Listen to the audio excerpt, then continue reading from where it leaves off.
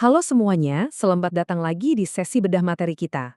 Hari ini kita bakal membedah sesuatu yang cukup fenomenal, yaitu sebuah metode spiritual yang dikenal banget, Riyadhah 40 Hari ala Ustadz Yusuf Mansur. Kita akan kupas tuntas langsung dari sumber aslinya, buat ngerti gimana sih metode ini awalnya terbentuk, atau filosofi di baliknya, dan kenapa prakteknya tuh butuh level disiplin yang gila-gilaan. Kita bakal lihat semuanya secara objektif, mulai dari kisah kelam yang jadi pemicunya, sampai ke teknis pelaksanaannya. Udah siap? Yuk kita mulai! Coba bayangin situasi ini. Ada pertanyaan singkat, cuma 2 kata. Bayar nggak? Kedengerannya sepele ya, tapi buat Yusuf Mansur ini adalah tamparan paling keras dalam hidupnya. Kalimat ini keluar dari mulut seorang tukang bakso langganan yang udah jualan di depan rumahnya selama puluhan tahun, gratis tanpa pernah dimintain uang sewa. Pas Mansur pulang setelah sekian lama ngilang, si tukang bakso ini natap dia dengan penuh curiga dan ngeluarin kalimat itu. Ini bukan soal harga semangkuk bakso, ini adalah titik terendah mutlaknya. Momen di mana dia sadar kalau dia udah benar-benar kehilangan hal yang paling berharga, kepercayaan dan harga diri di mata orang-orang terdekatnya. Oke, kita masuk ke bagian pertama, kisah titik terendah, momen kehancuran Yusuf Mansur. Penting banget nih buat dipahami, ajaran ini nggak lahir dari seorang ulama yang duduk nyaman di atas mimbar, nggak sama sekali. Dia pakai sejarah hidupnya sendiri yang waktu itu hancur lebur sebagai fondasi utamanya. Bayangin aja, karena terlilit hutang yang luar biasa gede, dia terpaksa kabur. Tempat persembunyiannya, pesantren-pesantren di Jawa Timur. Dia nomaden, pindah dari satu pesantren ke pesantren lain buat nyari perlindungan dan nutupin identitasnya. Sempat menetap lama di Situbondo, terus geser lagi nyisir sampai ke Banyuwangi.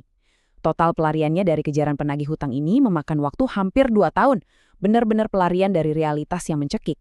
Dari ceritanya sendiri, posisinya waktu itu adalah sebagai debitur bermasalah yang lagi diburu habis-habisan. Dia dicaci maki, diinjek-injek harga dirinya, bayangin sepatunya orang sampai naik ke atas meja. Bahkan dia pernah ditodong pistol tepat di dahinya. Rasa hormat publik ke dia itu nol besar. Dan saking takutnya ketahuan pas dia nekat pulang karena kangen keluarga, dia harus nyelinap masuk ke rumahnya sendiri kayak maling. Pakai helm, pakai slayer penutup muka, pakai jaket double-double, cuma biar tetangganya nggak ada yang ngenalin. Di titik inilah, pas semua pintu dunia kerasa udah ketutup rapet, dia mulai nyari jalan keluar spiritual. Lanjut ke bagian kedua, warisan doa sang ibu, nasihat spiritual dari orang tua.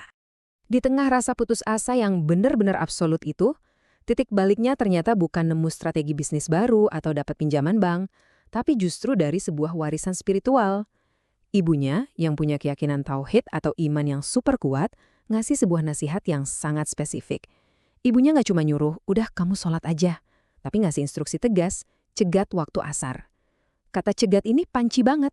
Ini bukan pasif menunggu, tapi proaktif.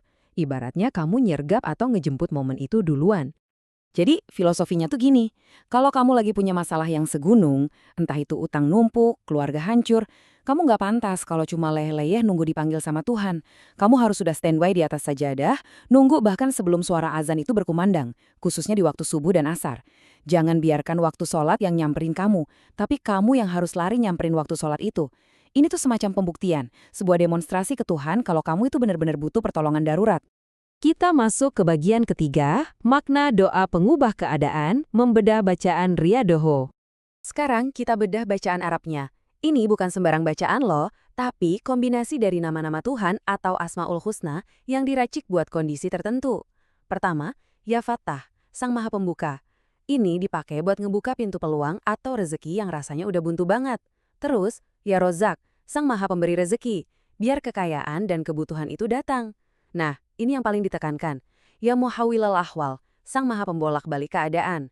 Mansur memetakan nama-nama spesifik ini sebagai senjata untuk merespons masalah-masalah duniawi yang benar-benar nyata dan terukur.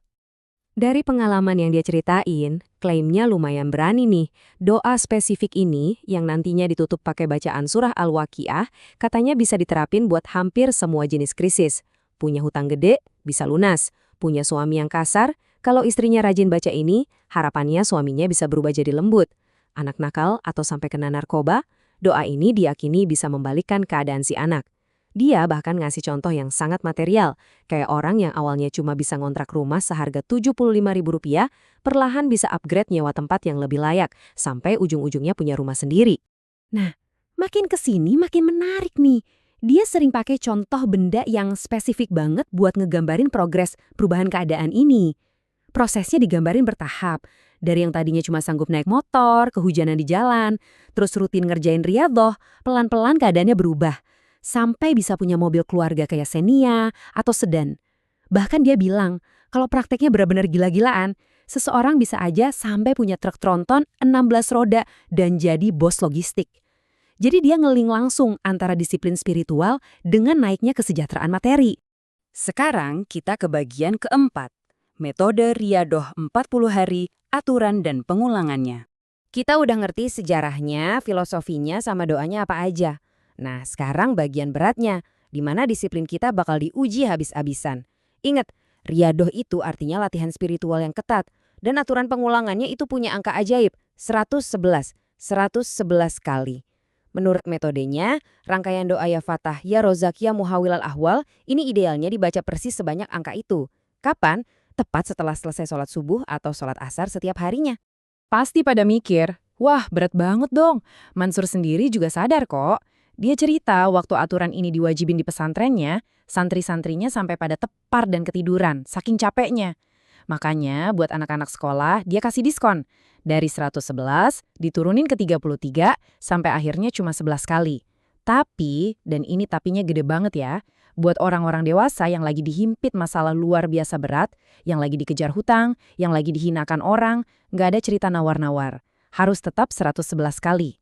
Prinsipnya sami'na wa ata'na, denger dan lakuin aja, nggak usah banyak ngeluh. Terus gimana caranya bisa tahan baca ratusan kali tiap hari selama 40 hari full tanpa bolong? Nah, dia ngasih semacam trik psikologis yang cukup cerdas buat batu loncatan. Jangan mikir 40 hari dulu, pusing nanti. Coba aja dulu 3 hari.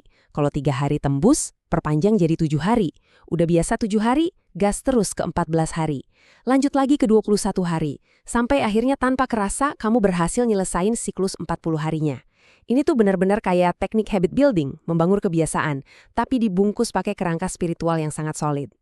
Jadi, kita udah sama-sama lihat bagaimana rasa putus asa yang paling dalam bisa melahirkan sebuah metode spiritual dengan tingkat kedisiplinan yang ekstrim. Metode ini ngasih janji kalau siapapun yang mau berdarah-darah ngejemput waktu sholat dan gigih mengulang doa ratusan kali tiap hari bisa membalikan takdir hidupnya. Nah, pertanyaannya balik lagi ke kamu. Melihat ketatnya aturan ini, apakah kamu bersedia berkomitmen ngejalanin disiplin spiritual harian yang sekeras ini demi potensi buat ngubah keadaan hidup kamu? Coba direnungkan ya. Terima kasih udah ngikutin sesi kali ini, teruslah belajar dan sampai jumpa di sesi bedah materi kita berikutnya.